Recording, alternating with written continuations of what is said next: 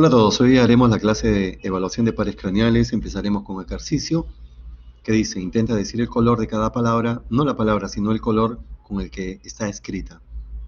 Yo me ofrezco como voluntario. Rojo, azul, amarillo, verde, negro, azul, verde, rojo, azul, verde, rojo, amarillo.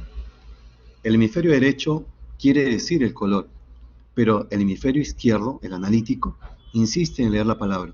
En el caso mío, lo hice fluidamente. Quiere decir que hay una armonía entre el cerebro y el corazón.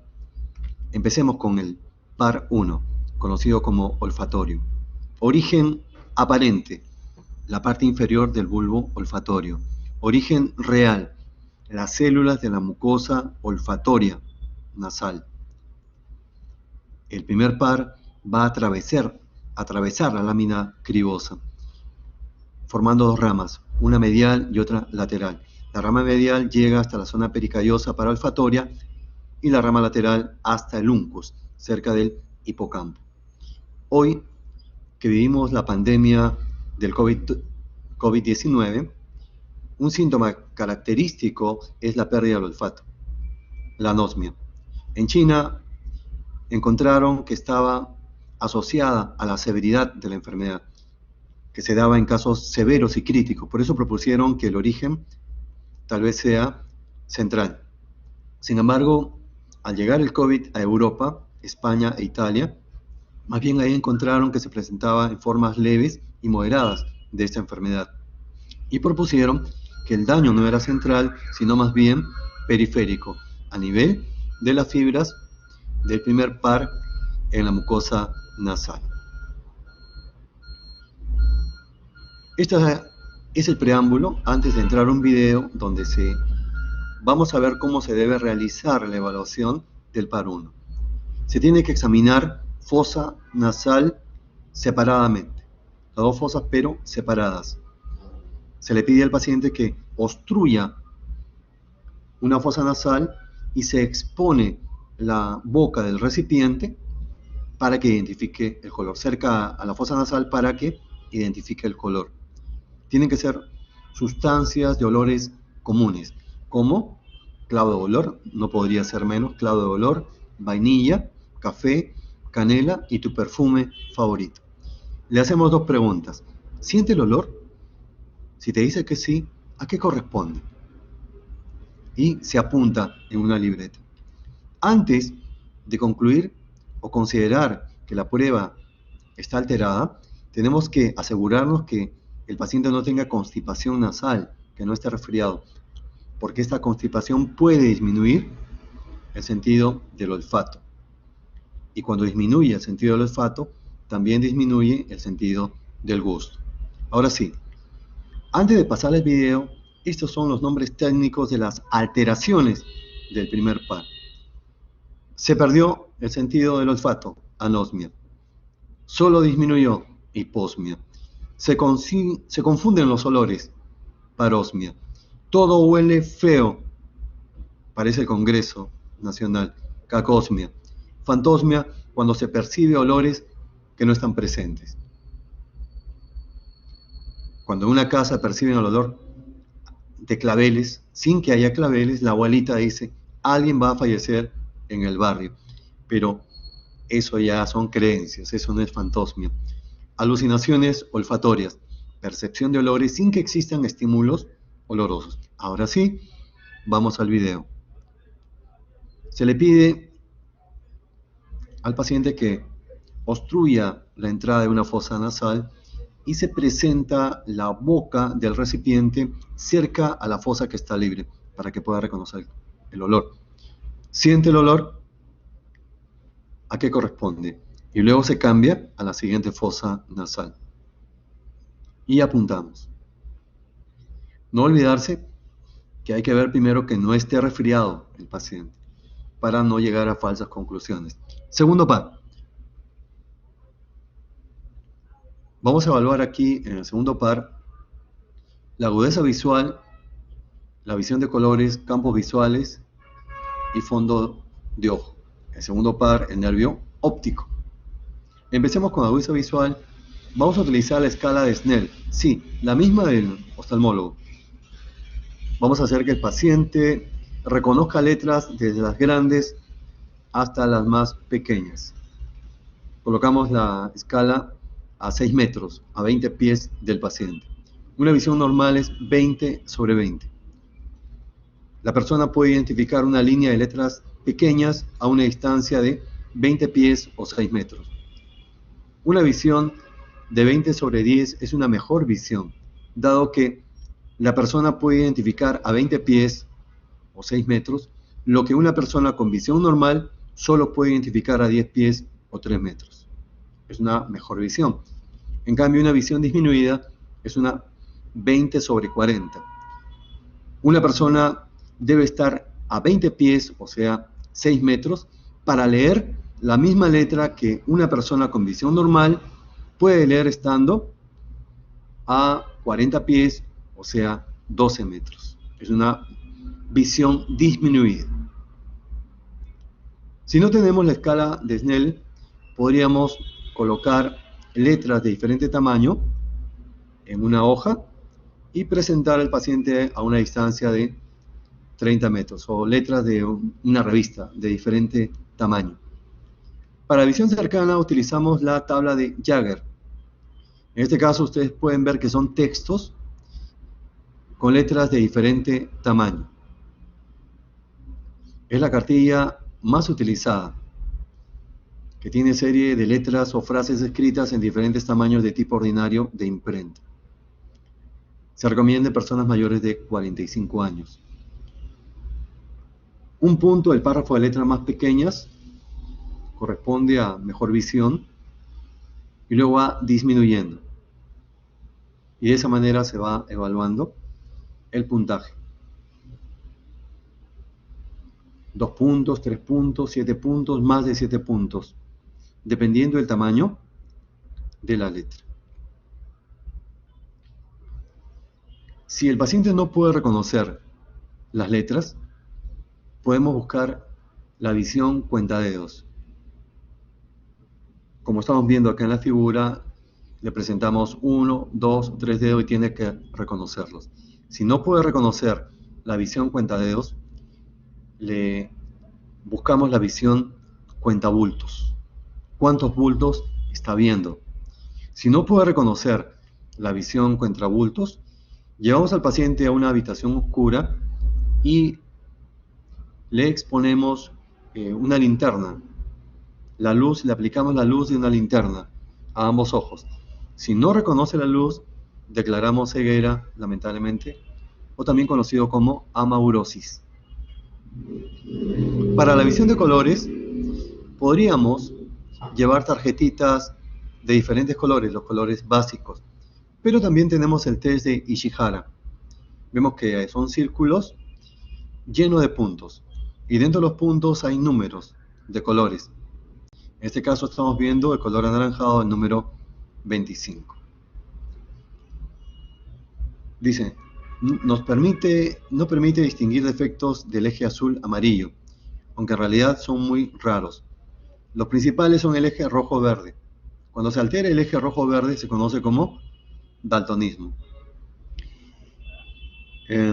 Hay medicamentos que pueden producir alteración de la visión de los colores básicos. Por ejemplo, la cloroquina. Otro medicamento es el etambutol, un antituberculosis, antitebeciano. Cuando vamos a recomendar cloroquina, que está de moda por el COVID también, aunque está cuestionada, sobre todo la hidroxicloroquina, antes de empezar tratamiento, el paciente tiene que ser evaluado desde el punto de vista oftalmológico, poniendo énfasis en la visión de colores. Si los colores están alterados previamente, no se puede dar este medicamento. O si los colores son normales, le damos el medicamento y luego vemos si se alteran. Sería un efecto secundario de esta hidroxicloroquina. Lo mismo para etambutol. Vamos ahora a campos visuales. Hay dos fotos. En el primer caso, en la primera foto de blanco y negro, el paciente y examinador están al mismo nivel, a la misma altura. Y los dos ojos están frente a frente. En el caso de la segunda foto, no. El examinador está a más altura que el paciente. Vamos a ver este video. ¿Cómo se examinan los campos visuales? Del lado izquierdo y del lado derecho. Lo vamos a dividir en 4 cuadrantes. La parte más interna es la nasal y la parte externa la temporal. Nasal superior, nasal inferior, y temporal superior y temporal inferior. Veamos.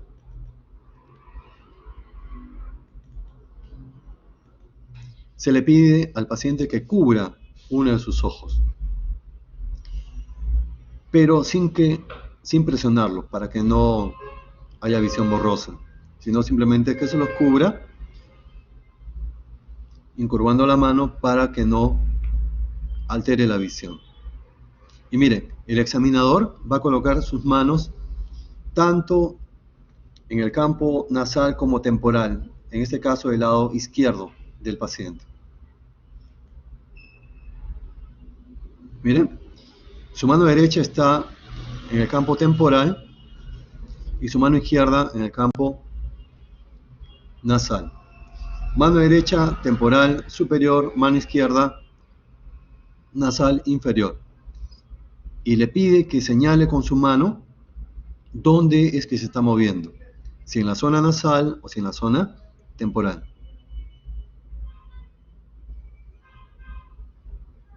Señala temporal superior, ahora señala nasal inferior, cambia de mano, ahora es nasal superior,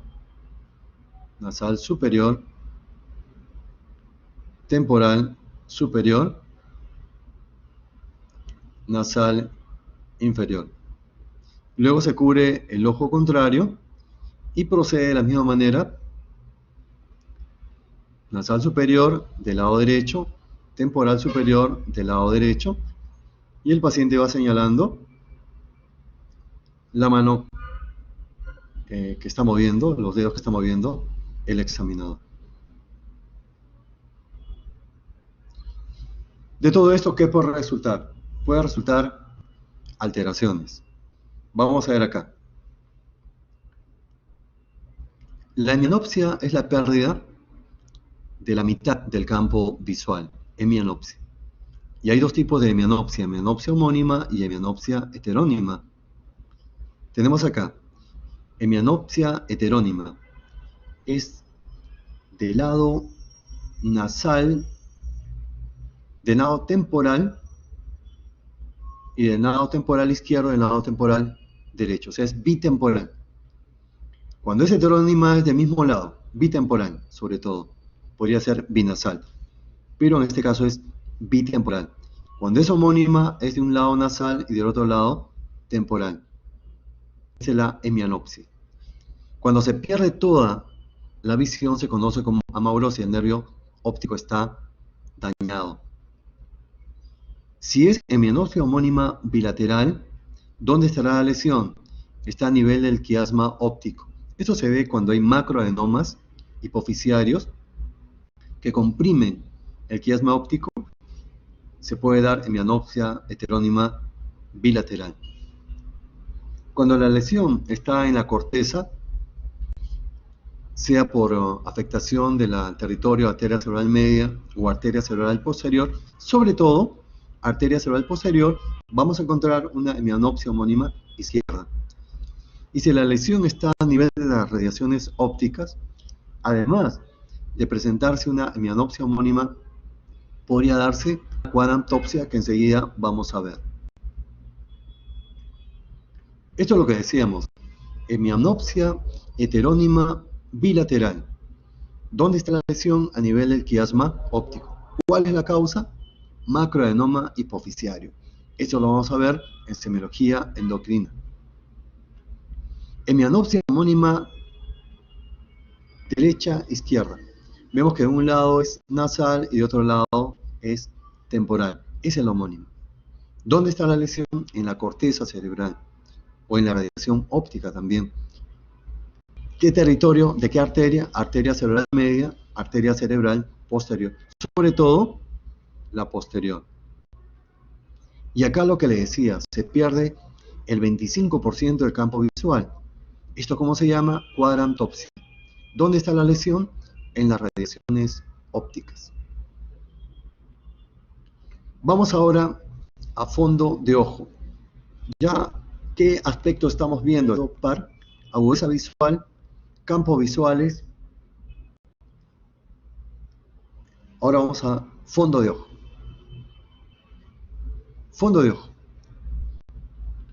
Vamos a recordar que hemos examinado agudeza visual, ya hemos examinado visión de colores también, campos visuales, y vamos a terminar con fondo de ojo. Fondo de ojo. Hay que reconocer las estructuras. Primero, el color de la retina es un color anaranjado rojizo porque está ricamente vascularizada. Tenemos que identificar la papila óptica de bordes nítidos con una excavación central, y de ahí emergen los vasos, las venas y las arterias. Del lado nasal y del lado temporal. Del lado nasal tenemos acá la vena, que es más gruesa y más oscura, y la arteria nasal superior. Acá abajo también la vena y la arteria nasal inferior. Y de este lado la temporal, la vena y la arteria temporal superior, y la vena y la arteria temporal inferior. Y luego acá está la mácula, fovea, la mácula. Para examinar los campos visuales, recurrimos al oftalmólogo.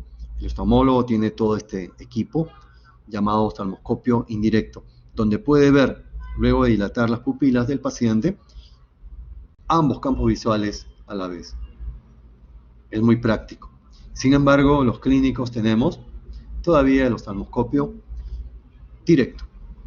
Este oftalmoscopio nos va a permitir hacer fondo de ojo en la cama del paciente o en una habitación donde podamos llevar al paciente. Hay que identificar las partes de este oftalmoscopio. Aquí está el orificio por donde vamos a observar el fondo de ojo. Y acá hay un disco que al girar van a aparecer unos números negros y números rojos. Números negros son los que lentes convergentes y números rojos son lentes divergentes. Los números negros van a corregir la hipermetropía y los números rojos van a corregir la miopía. ¿Cuánto cuesta un oftalmoscopio? Precio actual debe estar entre 400 a 500 soles. Nosotros, ¿cuándo es que utilizamos generalmente el oftalmoscopio? En la emergencia, sobre todo cuando queremos ver si el paciente tiene hipertensión endocraniana. Se queja de cefalea intensa y holocraniana, pero de causa de hipertensión endocraniana. Nosotros utilizamos el oftalmoscopio directo en emergencia para identificar hipertensión, para documentar hipertensión endocraniana. Esta es la tríada de Cushing de toda hipertensión endocraniana: hipertensión arterial con bradicardia y trastorno del ritmo respiratorio. Es la tríada de Cushing de hipertensión endocraniana.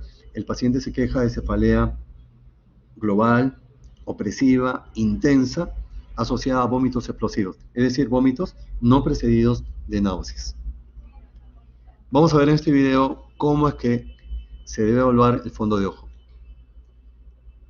Miren, el paciente está bastante cerca del examinador y la luz se apunta hacia la pupila del paciente hasta que se vea la pupila roja, se llama ojo rojo, y se va acercando y moviendo los números negros o rojos dependiendo cómo esté nuestra visión, o el paciente también. Luego de eso aparece la retina, color anaranjado, rojiza.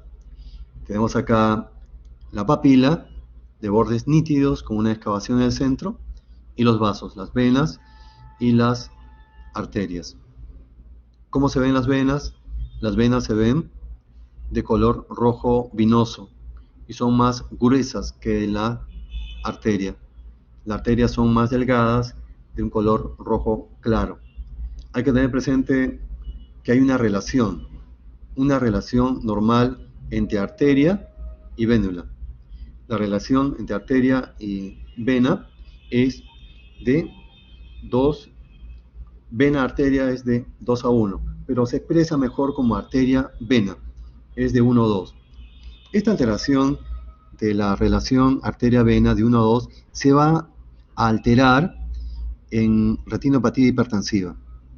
Si nosotros encontramos un paciente hipertenso, alteración de la relación arteria-vena, ¿en qué grado retinopatía hipertensiva estará? Grado 1.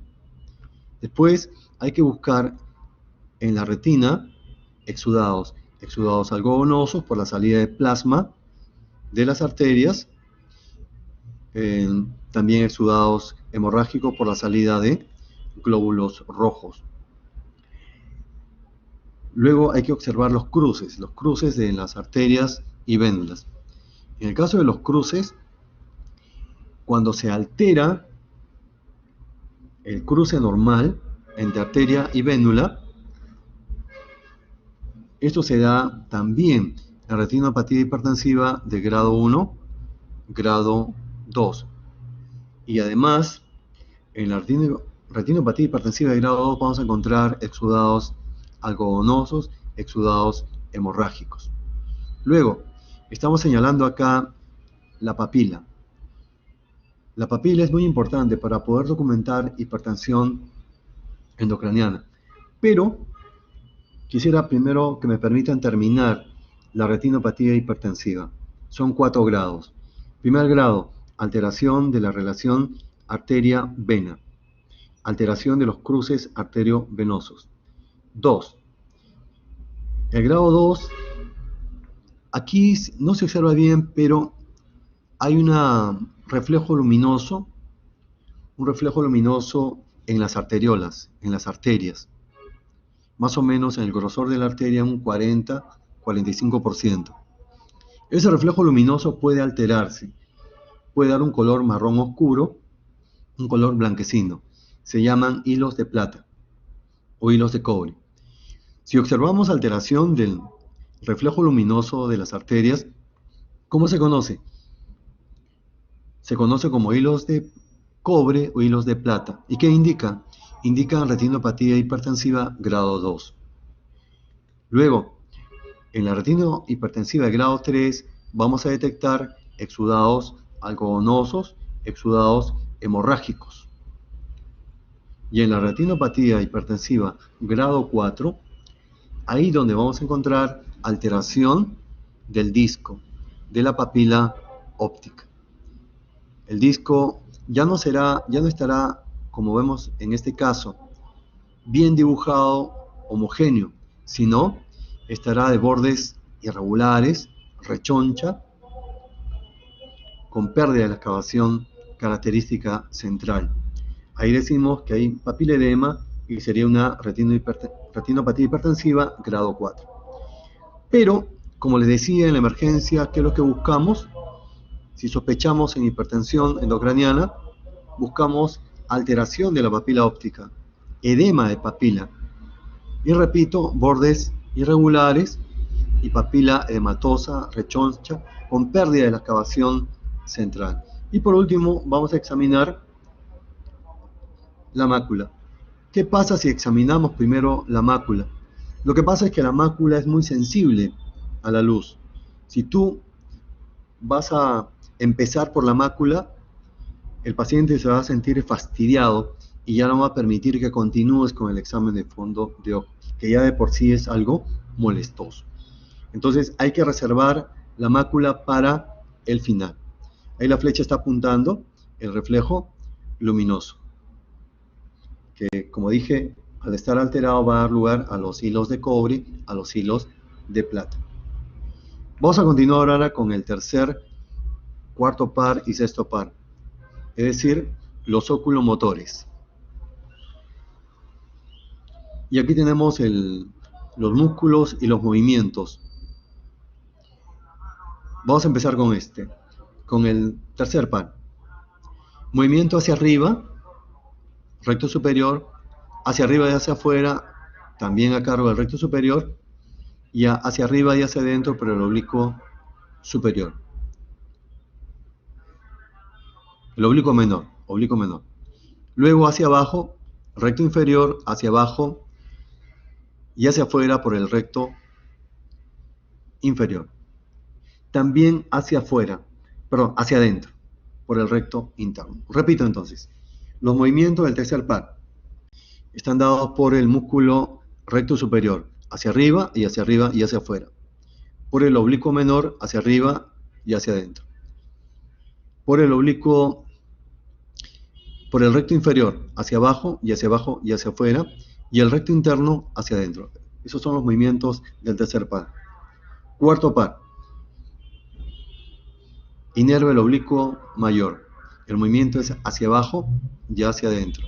Y el sexto par va a inervar el recto externo, el ojo va hacia afuera. Esos son los movimientos de los oculomotores que se examinan a la vez. Yo voy a examinar los tres pares, el 3, el 4 y el 6, todos a la vez. Y reservo los movimientos cruzados para el final. ¿Cómo voy a identificar una parálisis completa del tercer par?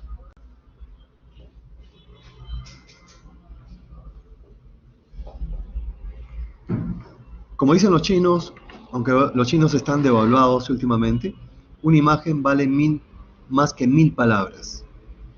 Una imagen vale más que 1000 palabras. Veamos la foto. Aquí hay una parálisis. Es parálisis del tercer par. ¿Por qué? El ojo está hacia afuera. Es estrabismo externo o exotropia. El ojo está hacia abajo. Es hipotropia. El párpado está hacia abajo. Hay una ptosis palpebral. ¿Por qué? Porque el tercer par inerva el músculo elevador del párpado. Y si viéramos la pupila, estaría dilatada, hay midriasis. ¿Por qué? Porque el tercer par inerva el músculo constrictor de la pupila. Así que, conclusión, aquí que estoy viendo, esto lo he visto varias veces en la práctica clínica también, que estoy viendo parálisis completa del tercer par.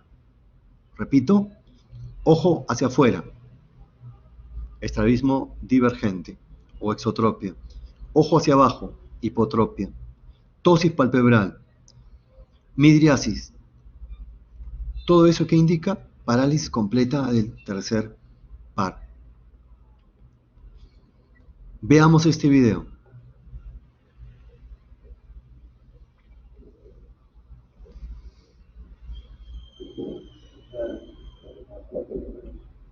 Estamos viendo que el ojo derecho del paciente está hacia afuera, tiene exotropia.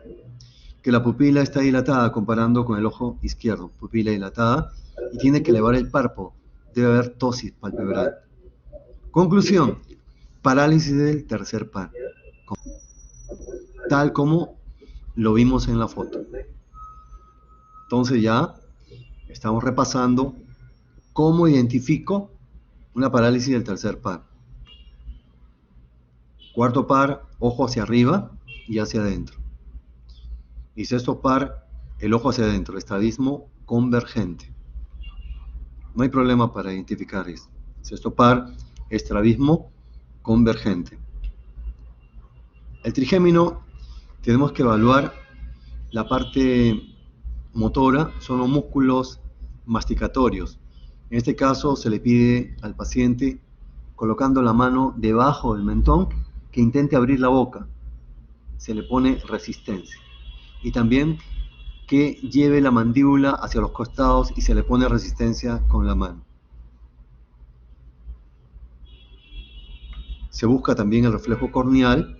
El reflejo corneal se busca en pacientes soporosos, porque si el paciente está despierto es muy molestoso pasar una pequeña gasa sobre la córnea y se observa un parpadeo.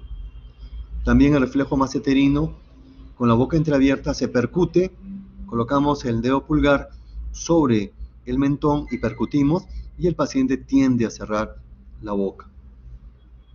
Esos son los reflejos a cargo del quinto par, reflejo corneal y reflejo maceterino. También el quinto par, la parte sensitiva. Dividimos la cara en 3/3 y vamos comparando derecha e izquierda. La sensibilidad superficial con un algodón. Le pedimos que cierre los ojos el paciente y vamos tocando con un algodón el lado derecho comparando con el izquierdo y le hacemos 3 preguntas. ¿Siente? ¿Qué siente? ¿Dónde siente más? ¿Siente? ¿Qué siente? ¿Dónde siente más? Tercio superior, tercio medio y tercio inferior. Y la sensibilidad dolorosa con un mondadientes. Evitar utilizar cualquier objeto que sea de metal, por razones obvias. Vamos ahora al séptimo par. Parálisis periférica versus parálisis central. Nos vamos a ayudar de este dibujo. Primero, ¿qué es parálisis periférica? La parálisis periférica es la afectación a nivel de los núcleos del séptimo par. ¿Y dónde están los núcleos? Están en la protuberancia. O sea, una lesión periférica es cuando la lesión es nuclear, protuberancia, o por debajo del núcleo. Eso es periférico. En cambio, central es cuando está por encima del núcleo. Cápsula interna, corteza.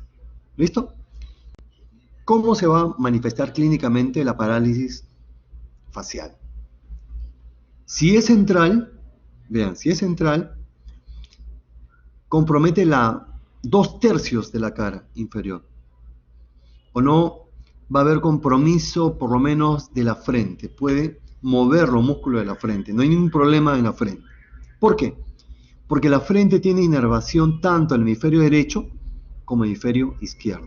Si se bloquea un lado, recibe igualmente inervación del otro hemisferio y se mantiene la motilidad de los músculos de la frente. Esto no sucede cuando es periférica, porque la lesión es baja. Entonces va a bloquear la inervación de ambos hemisferios. Por eso que cuando es periférica, la parálisis es completa. El paciente no puede cerrar los párpados. Y para dormir tiene que cubrirse, taparse con una gasita para que no se reseque la córnea.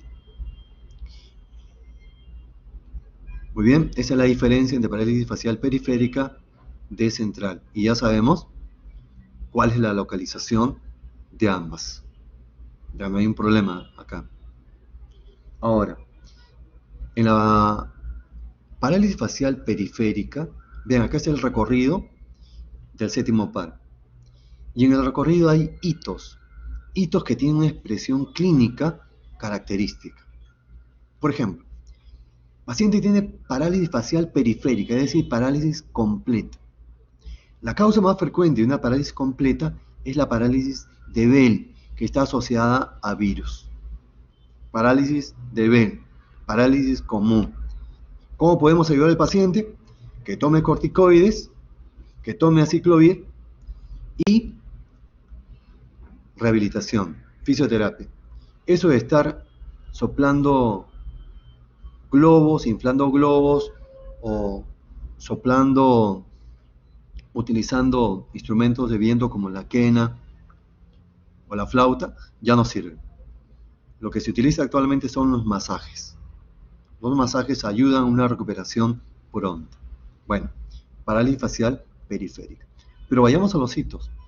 Si yo encuentro que además de la parálisis facial periférica, el paciente ha perdido el gusto, tiene hemiageusia. Hemiageusia. ¿Dónde está la lesión? Es la pregunta.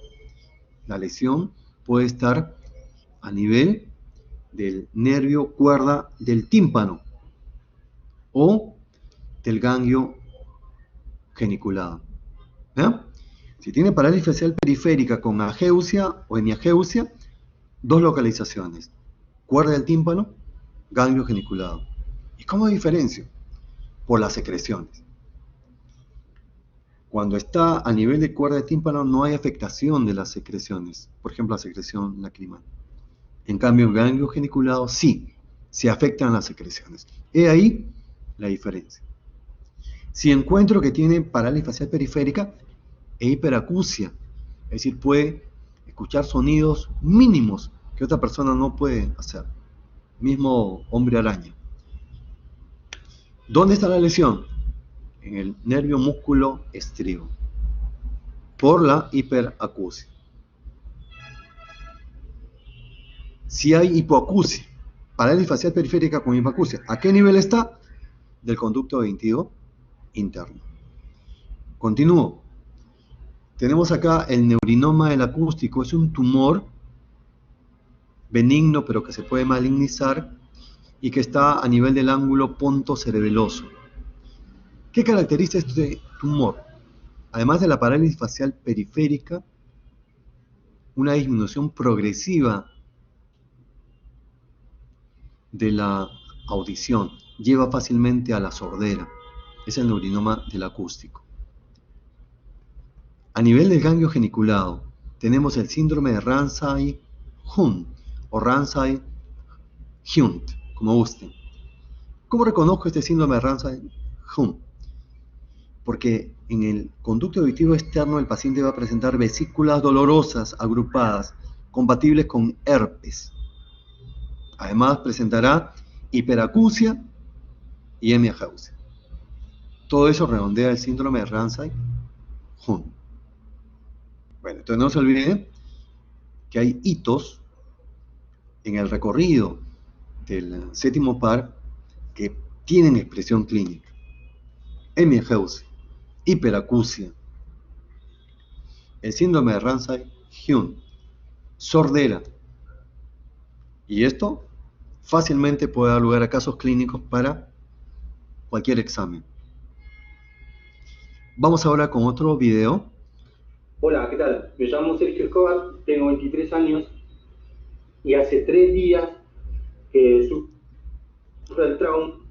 Estamos viendo que el muchacho está dando su testimonio. Hoy en día los jóvenes expresan todo en lo que llaman las redes sociales. Cualquier cosa que le suceda lo manifiestan y tienen muchas vistas.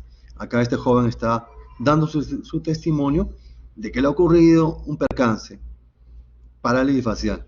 ¿De qué lado? ¿De qué lado es la parálisis facial? Es del lado derecho. ¿Por qué? Porque estamos viendo que arruga la frente del lado izquierdo y del lado derecho no. Que no puede cerrar los párpados del lado derecho. Que la comisura labial se dirige hacia el lado sano, es del lado izquierdo.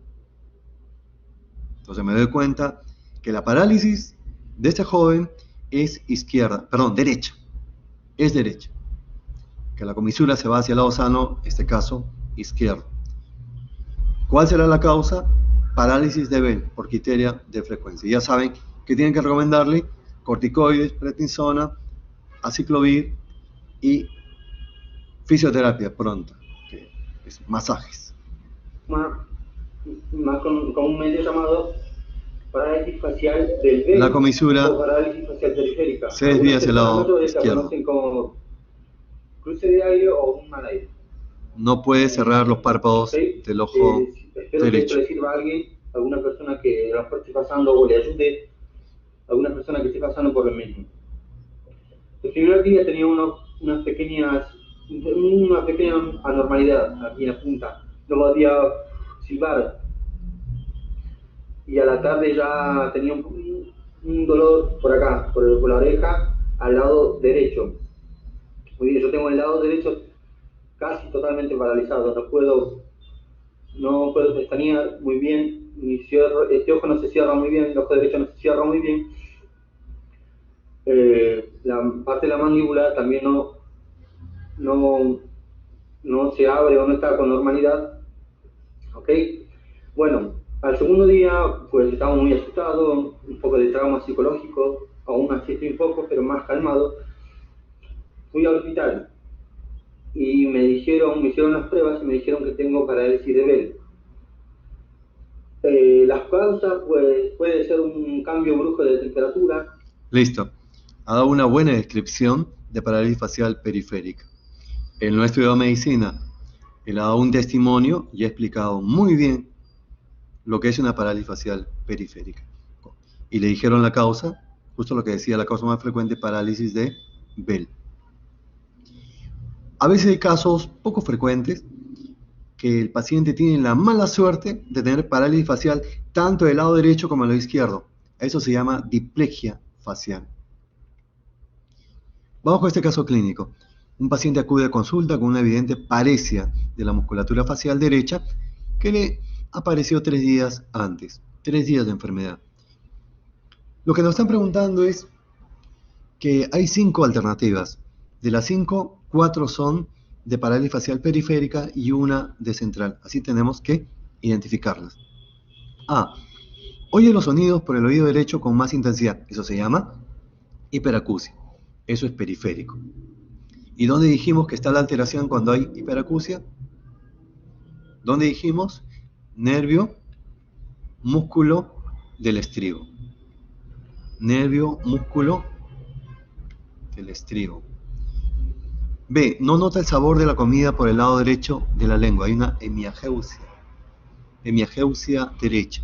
2 localizaciones. Nervio, cuerda del tímpano y ganglio geniculado. Nervio, cuerda del tímpano y ganglio geniculado. ¿Cómo diferenciamos? Es que solamente en una de estas localizaciones se inhiben las secreciones. Es a nivel del ganglio geniculado. La C. Tiene nistagmo bilateral en la desviación de mirada hacia la derecha. Esto es central. D. Tiene una acusada debilidad del músculo orbicular del ojo derecho. Eso es periférico. No puede cerrar los párpados. Tiene erupción y dolor en el conducto auditivo externo derecho. Esto es el síndrome de Ramsay-Hamm. ¿Qué caracteriza al síndrome de Ramsay-Hamm? Vesículas dolorosas en el conducto auditivo externo, hiperacusia y la parálisis facial periférica. La parálisis facial homolateral, vesículas en el conducto auditivo externo, agrupadas son lesiones de herpes, hiperacusia y la hemiageusia, sin afectación de las secreciones. El síndrome de Tolosa-Hamm o Tolosa-Hunt es una forma especial de parálisis facial periférica. La causa son granulomas. ¿Cómo identifica? Porque son mujeres ya mayores y que además de la parálisis facial tienen oftalmoplejía, afectación del 3, el 4 y el 6 par craneal, más oftalmoplejía, y es una parálisis facial dolorosa. Y justo este caso clínico lo describe. Paciente que tiene dolor orbitario y visión doble. Cuando alguien se queja de visión doble, que se conoce como diplopia, ¿qué posibilidades tengo? Tengo la posibilidad de estrabismo. O hay un estrabismo convergente, un estrabismo divergente. ¿Cómo se manifiesta? ¿Qué dice el paciente? Que tiene visión doble. En la exploración descubrimos incapacidad de llevar a cabo la abducción.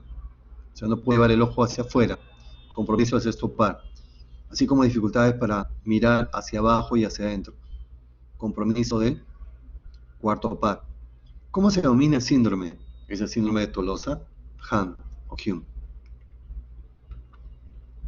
Vamos ahora a la evaluación del par 8. Y aquí tenemos que recordar o repasar o aprender el test de Weber y Rinne, que también son motivo de pregunta de examen. Weber y Rinne.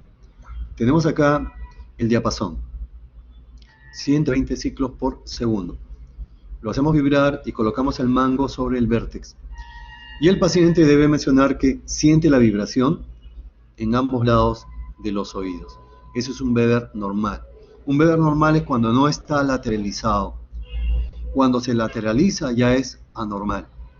Puede ser al lado izquierdo, puede ser al lado derecho. Hay una sordera de conducción de transmisión aérea y una sordera de percepción, transmisión ósea. La sordera de conducción de transmisión aérea nos indica afectación del oído externo, incluso el oído medio. En cambio, de transmisión ósea es el oído interno, definitivamente. Causas infecciosas, virus, sobre todo, fármacos tienen como los aminoglucósidos. El neurinoma del acústico es el tumor benigno localizado en el ángulo pontocerebeloso también. Sordera de conducción de transmisión aérea. Bebe se lateraliza hacia el lado enfermo. Y de sordera de percepción se lateraliza hacia el lado sano. Tal vez sea difícil memorizar esto, pero al final, después de 2 láminas, tengo una mnemotecnia, con la cual no falla. Test de Riné.